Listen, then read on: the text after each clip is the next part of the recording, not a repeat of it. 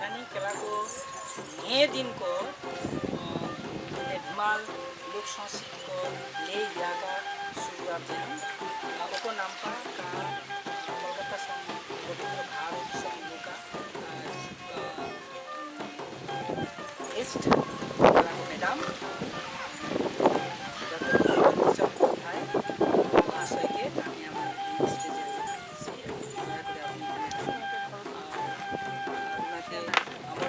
খাদা পুড়িয়ে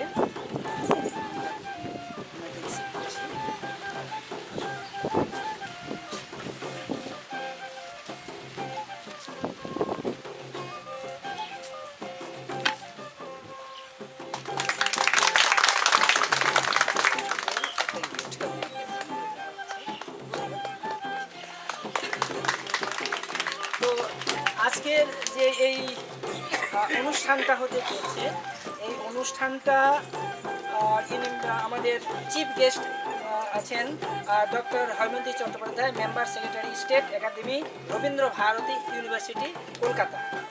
আর এটা হচ্ছে খড়গপুর সরস্বতী কলা ভবন ফাউন্ডেশন থেকে।